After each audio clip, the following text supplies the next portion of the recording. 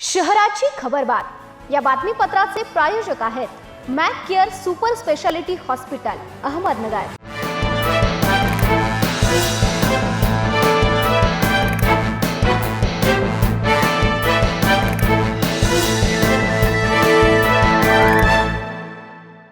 नमस्कार, मी साक्षी न्यूज 24 सह्याद्रीमध्ये तुमचं स्वागत। अहिल्यानगर शहरातील महत्त्वपूर्ण बातम्यांचा आढावा शहराची खबरबातमध्ये।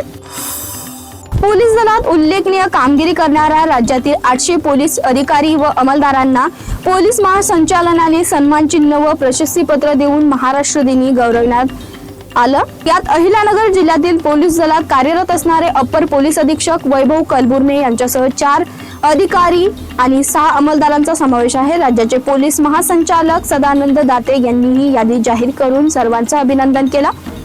कलबुर्मे यांनी श्रीरामपूर अप्पर पोलीस अधीक्षक म्हणून काम केलं।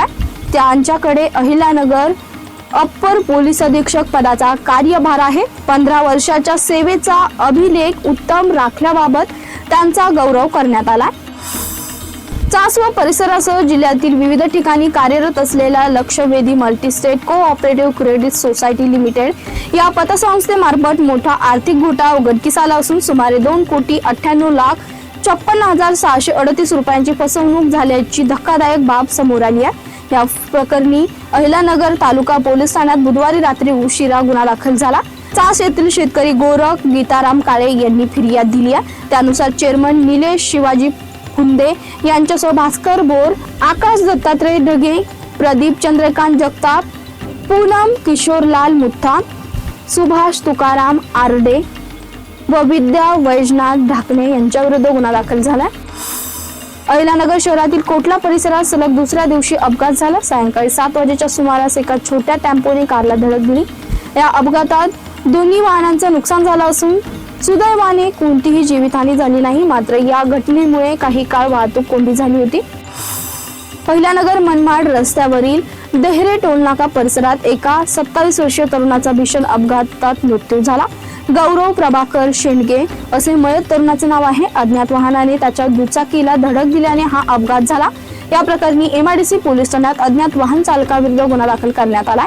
महेश प्रभाकर शेंडगे यांनी फिर्याद दिली आहे। रिक्षा लावू नकोस, आमची जागा आहे असं म्हणत रिक्षा चालकास मारहाण केल्याची घटना मंगळवारी सायंकाळी 6 वाजेच्या सुमारास सोलापूर रोड येथे घडली। मधुवेल प्रेमचंद्र खरात असे मारहाण झालेल्या व्यक्तीचं नाव आहे। त्यांनी दिलेल्या फिर्यादीवरून लुईस शेळके, मंगेश शेळके, आदित्य शेळके, अजय शेळके यांच्या विरोधात भिंगार कॅम्प पोलीस ठाण्यात मारहाणीचा गुन्हा दाखल झाला। शहराची खबरबातमध्ये इथे सांगतो, तुम्ही पाहता न्यूज 24 सह्याद्री।